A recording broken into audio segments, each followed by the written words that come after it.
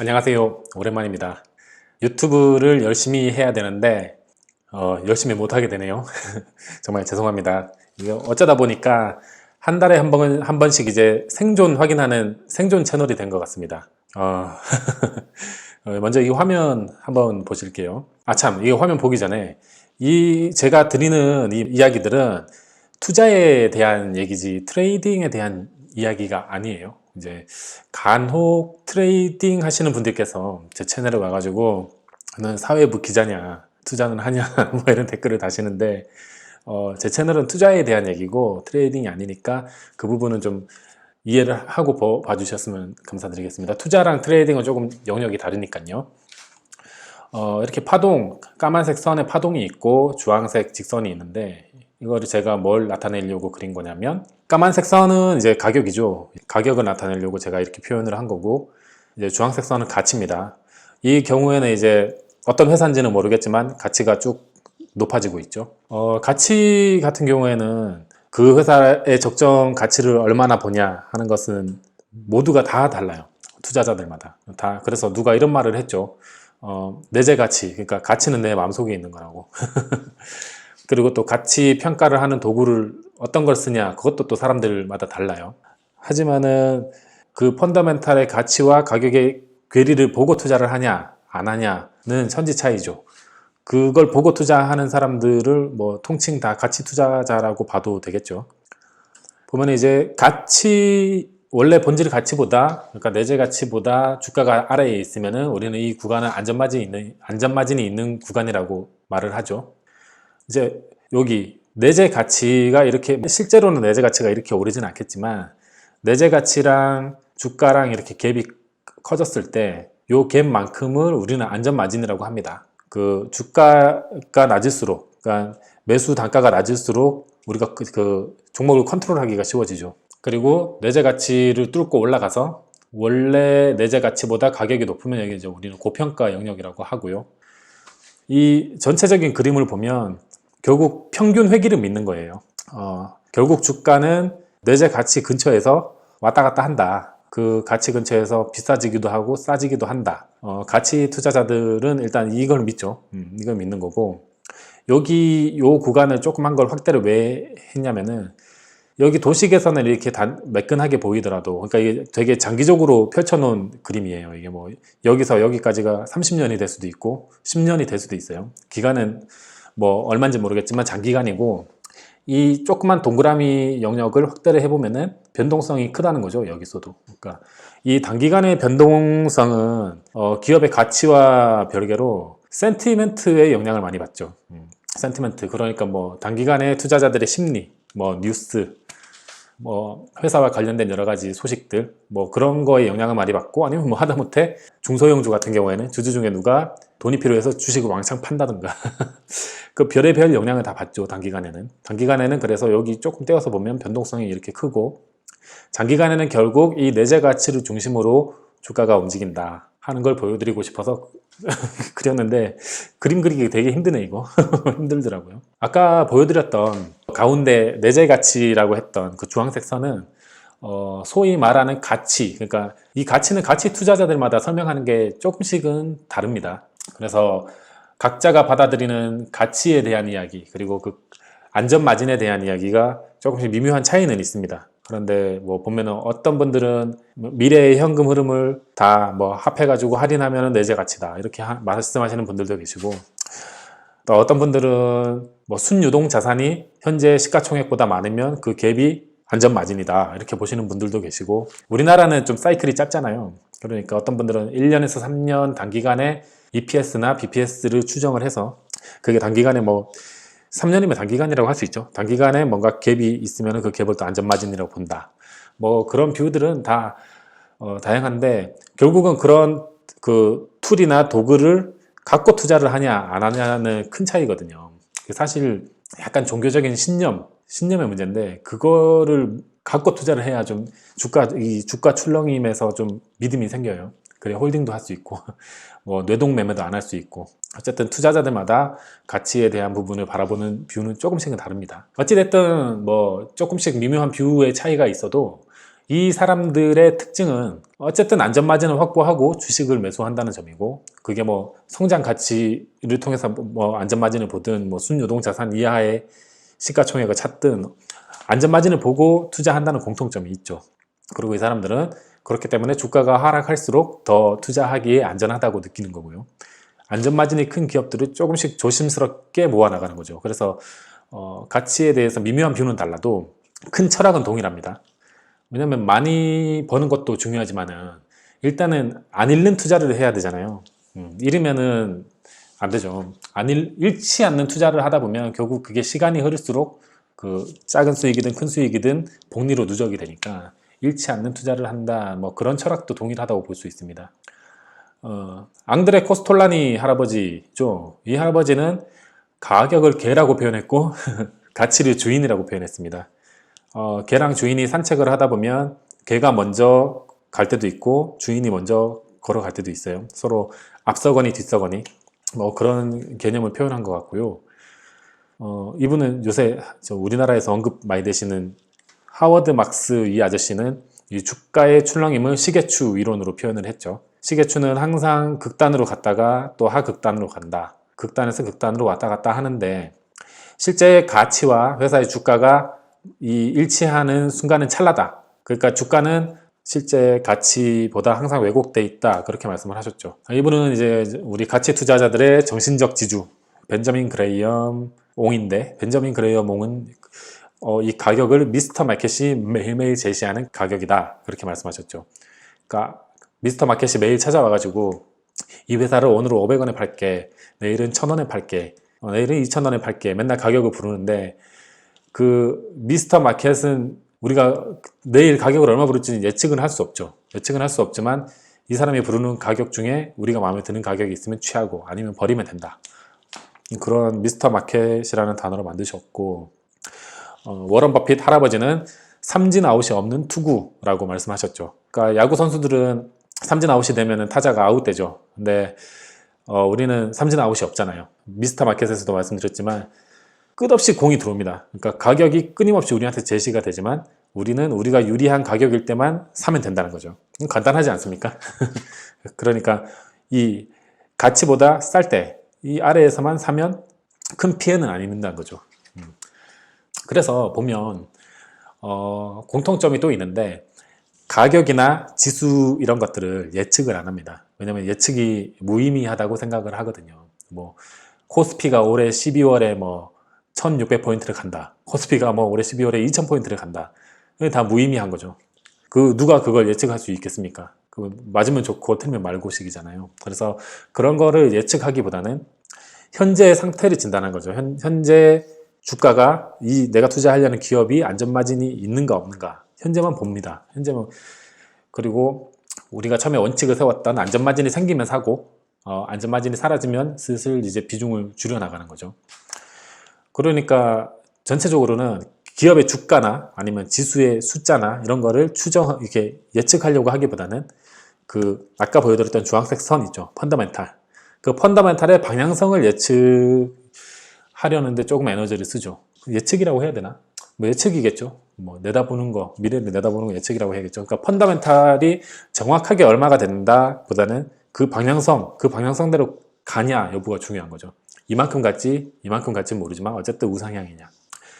자, 이건 이제 중수 가치 투자자의 매매 패턴? 매매? 투자자인데 뭐 투자자도 사고 팔고는 해야 되니까요. 뭐 막 단타는 안 해도 가치와 가격을 결국은 차익 거래로 보는 거죠.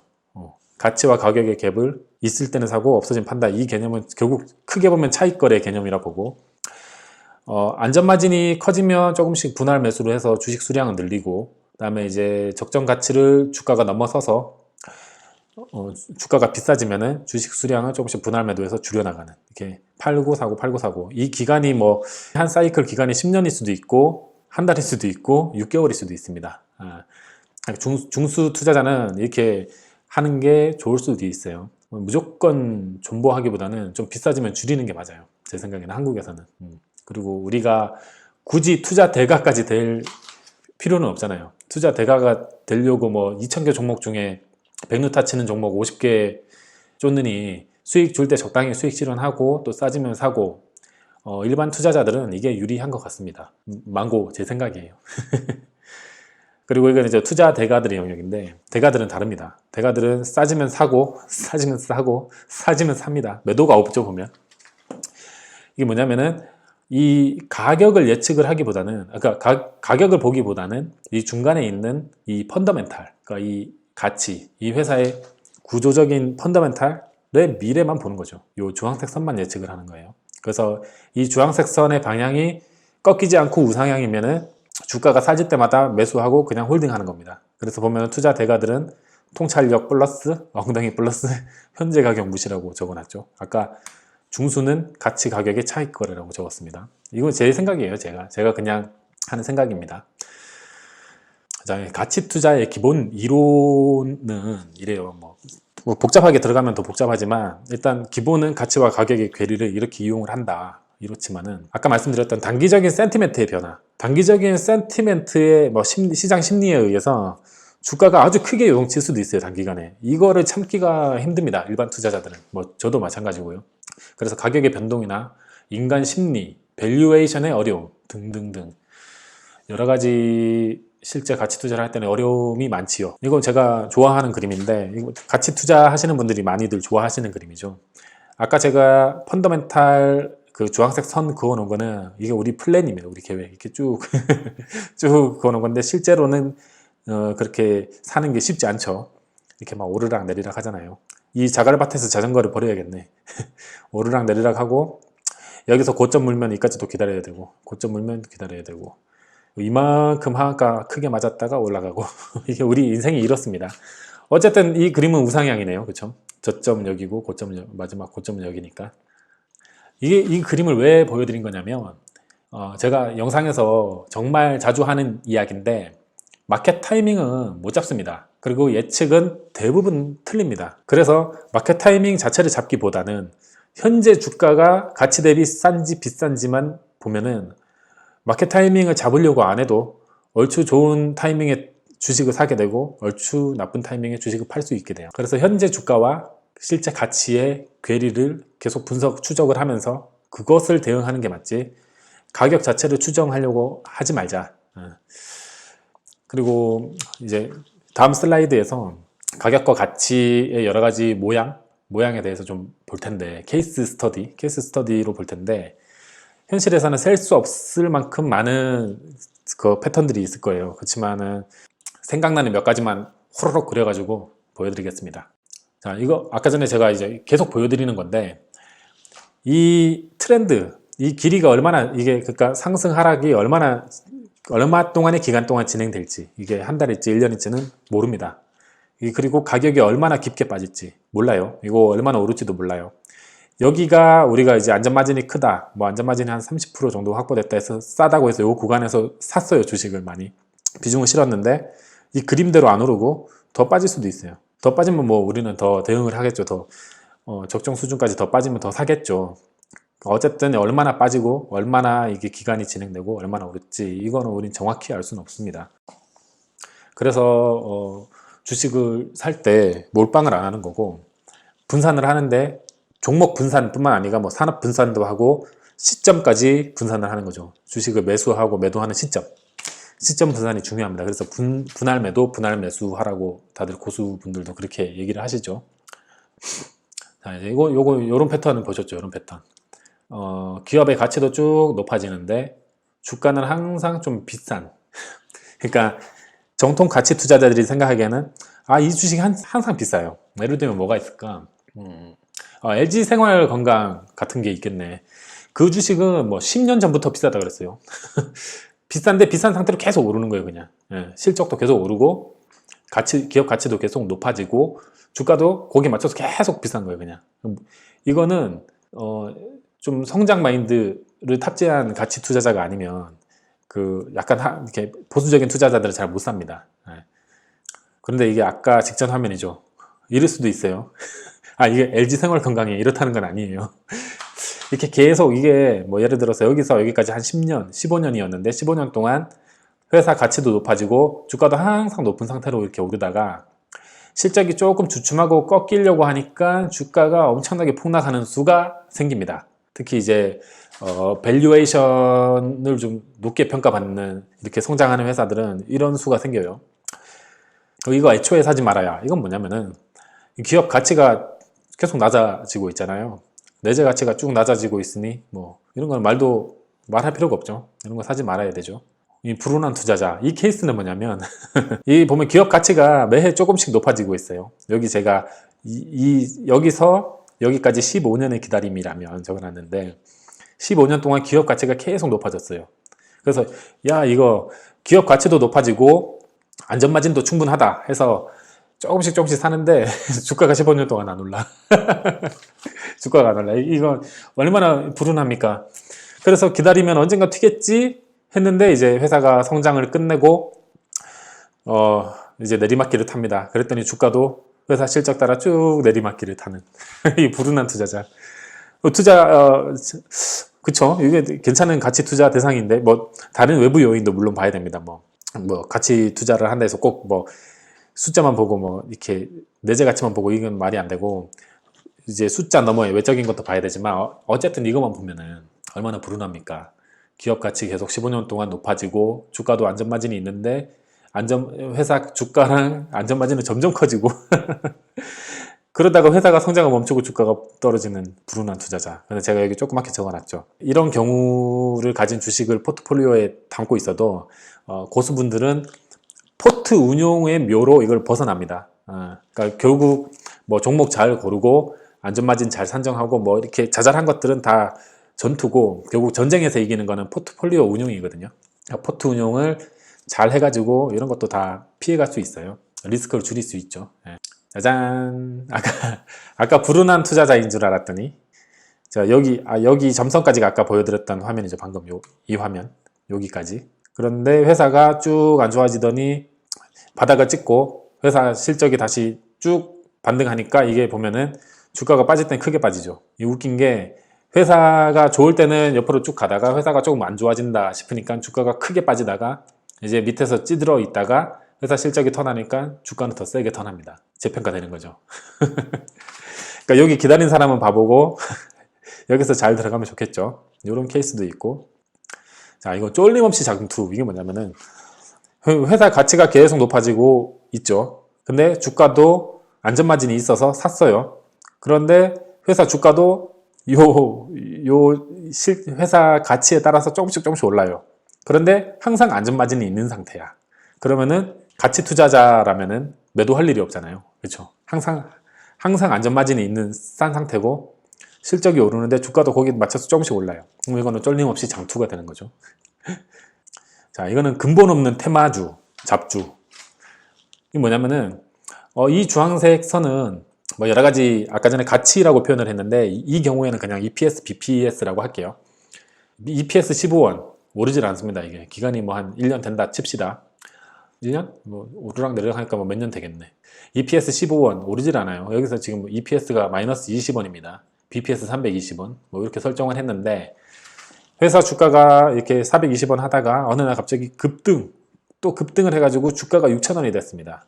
이거는 가치 투자자들이 싫어하는 케이스예요. 그러니까 이것도 뭐 회사 외적인 거 그리고 숫자 너머에 대한 거를 공부를 해서 회사가 주가가 이렇게 갈 수 있다는 거를 공부를 해야겠지만 그런 거 다 차치하고 이 화면에서 그래프만 놓고 말씀을 드리는 거예요. 보통 이제 테마주, 근본 없는 테마주들이 이렇게 많이 움직이죠. 갑자기 이유 없이 급등. 이렇게 오르면 또 좋다고 다 따라 사고. 근데 가치 투자자들은 이 회사가 근본적으로 뭔가 변화가 없는데 주가만 이렇게 오르면은 위험하다 딱 감지하고 안 사죠. 자, 이제 이 근본 없는 테마주가 두 가지 케이스가 될 수 있습니다. 방금 이 점선이 아까 보여드렸던 이 화면입니다. 여기까지. 이 근본 없는 테마주가 보통은 패턴이 이 왼쪽 패턴입니다. 맞죠? 보통 이렇게 하다가 털어먹고 다 한 방에 빠바박 무너지고 끝나요. 원래 자리로 돌아오죠. 그런데 이게 테마가 진짜 가치가 되는 경우가 있습니다. 뭐 간혹 테마인 줄 알았더니 이게 진짜로 주가가 가치를 견인한 거예요. 실제로 실적이 따라오르고 근데 주가는 안 오를 겁니다. 아마. 이미 이미 여기서 다 선반영이 돼가지고 안 오를 거고, 만약에 주가가 여기서 더 급등을 하려면은 이 실적이 더 극적으로 올라야 됩니다. 어쨌든 이런 케이스도 있다는 거. 뭐 어쨌든 뭐 몇 가지 패턴을 보여드렸는데 보시면 아시겠지만, 일단은 높은 가격에 사면은 약이 없습니다. 안전마진이 없는 가격대에서 주식을 사면 약이 없어요. 그러니까 회사가 성장하다가 꺾이더라도 안전마진이 있는 가격대에 주식을 사면은 뭐 엑시트 플랜도 있고, 아무튼 여러 가지 그 계좌 운용으로 풀어갈 묘가 있는데, 너무 주가를 높은 가격에서 사고 비중을 많이 실었다, 그러면 힘들어지죠. 수익이 나도 적게 나고 손실이 나면 크게 납니다. 포트 운용의 폭이 좁아집니다. 이런 시각도 있어가지고 하나 소개해 드릴게요. 요 분은 이제 가치 투자자는 아니고 조지 소로스, 여러분들 많이 아시는 조지 소로스 몽인데, 뭐 트레이더에 가깝죠. 재귀성 이론이라고 이분이 이제 만들어 놓은 건 그래프인데, 이 주가의 반응을 보면 이분이 이제 요 아까 제가 만들었던 주황색 선 역할을 하는 거를 earnings per share라고 했는데, 이거 이제 EPS죠. 주당 순이익. 주당 순이익이 이렇게 완만하게 개선되면 실제 주가는 더 급하게 이렇게 움직인다는 거죠. 한번 이제 차익 실현이 나오고 주가가 폭등을 합니다. 그리고 EPS 증가세가 약간 주춤하면은 주가가 떨어지는 게 더 세게 떨어진다는 거죠. 그러니까 이게 뭐냐면, 실제 펀더멘탈의 움직임보다 초반에 주가의 움직임이 훨씬 더 격정적이다. 그리고 이제 요 격정적인 구간을 지나고 나면 이제 요 주당 순이익하고 주가하고 움직이는 이 갭이 조금 줄어든다. 이제 거기 맞춰서 움직인다. 처음에는 이렇게 격정적으로 움직이다가 나중에 맞춰진다. 점점. 그런 이제 이론이고, 여기 또 무슨 얘기가 하나 있냐면은, 보통 우리 가치 투자자들은 주가가 가치에 따라간다. 장기적으로는 그렇게 믿잖아요. 이분은 어떻게 또 말씀을 하셨냐면, 주가가 가치를 만들기도 한다. 뭐 그런 말씀도 하셨어요. 그러니까 뭐 이를테면은 이거 세스 클라만도 한 얘기인데, 주가가 막 높아지면은 실제로 회사의 이미지가 개선되거나 사람들이 믿는 거죠. 저 회사가 사기꾼 회사 같았는데 주가가 계속 오르니까 진짜 뭐가 좀 되려나 보다. 아니면 뭐 자금 조달이 쉬워진다거나 해서 회사의 펀더멘털이 주가가 오름으로 인해서 실제로 개선될 수 있다. 그러니까 우리가 생각하는 거하고 반대죠. 가격이 가치를 움직일 수 있다. 뭐 그런 말씀도 하셨습니다. 옛날에. 이게 제가 그림을 그리려니까 너무 어려워가지고 마음 같아갖고 막 이 케이스 스터디를 막 수백 개를 그려드리고 싶거든요. 근데 그림 그리기가 너무 어려워서 단촐하게 몇 가지 생각나는 상황들만 다루었는데, 우리가 투자할 때 실제 현실에서 일어나는 모든 상황을 못 다뤘죠, 당연히. 왜냐면 현실에서는 시간도 무한되고 발생할 수 있는 사건의 가지수도 무한되고 가격의 폭도 무한되기 때문에 뭐 여러 가지 패턴의 움직임 같은 거는 시장에서 짬밥을 쌓는 수밖에 없어요. 결국 짬밥이죠, 뭐. 그래서 이거 케이스, 머릿속에 생각나는 케이스는 진짜 많은데 몇 개 소개 못 드려서 너무 죄송하네요. 그리고 뭐 아까부터 제가 계속 드리는 말씀인데, 미래는 정말 알 수 없는 거죠. 이전 영상에서는 존버를 하라고 했지만 무식한 존버보다는 투자 중인 기업에 대해서 지속적인 관찰, 그리고 지속적인 팔로업, 지속적인 내재 가치의 산출을 꾸준히 공부를 해야 됩니다. 뭐 옛날에 화장품 방판하시던 아주머니들께서 회사에서 받은 주식이 있는지도 모르고 뭐 몇십 년을 묵혀놨는데 그게 뭐 100배가 올랐다. 그래서 그분들이 주식 고수라고 뭐 그렇게 신문기사도 나고 하던데, 그거는 주식 고수가 아니죠. 방치 투자죠. 어쨌든 팔로업을 자주 해야 되고, 팔로업 과정에서 물론 잦은 매매의 위험에 노출될 수도 있습니다. 그래서 잦은 매매를 하지 않도록 그 유혹을 잘 견뎌야 되고, 포트폴리오의 가지치기를 꾸준히 해야 된다는 게 제 생각이고요. 아까도 말씀드렸지만 방치 투자하고 가치 투자는 다릅니다. 참, 그리고 계속 이제 아까 전에 나왔던 이 주황색 선, 이걸 어떻게 알아내냐. 이거 제가 다른 영상에서도 자주 말씀드렸던 가치평가, 밸류에이션. 사실 이 밸류에이션을 뭐 완전 뭐 경영학과 학생이나 뭐 아니면은 완전 자격증을 딸 정도로 막 공부를 안 해도, 뭐 저도 자격증은 없거든요. 그 정도로 공부를 안 해도 상식적인 선에서 공부를 하다 보면 이해하기가 크게 어렵진 않아요. 그리고 결국은 이 기업 가치 평가를 스스로 뭐 야매로 하든 뭐 어떻게 하든 스스로 할 수 있는 자기만의 툴이 있어야지 주식 투자를 하면서 좀 덜 깨질 수 있습니다. 그래서 주식 투자 잘 하시는 분들께서 뭐 항상 막 남들 얘기 듣고 그냥 차트 보고 아니 저 차트 보고 좀 조심하자. 왜냐면 차트 매매 잘하시는 분들도 계시니까. 그런 분들 말고 그냥 남 얘기 듣고 그냥 막 사시는 분들 있죠. 그분들이 대부분 이제 피해를 보는 게 이 가치 평가를 안 해서 그래요. 기업 가치 평가를 할 수 있을 정도가 되면 남 얘기에 휘둘리지 않거든요. 그리고 주식 투자로 실패할 확률도 획기적으로 줄일 수 있습니다. 오늘은 끝이네요. 다음에 더 재밌는 내용으로 찾아뵐 수 있도록 하겠습니다. 항상 감사드리고 사랑합니다. 악플 다시는 분들도 다 사랑합니다. 감사합니다. 안녕.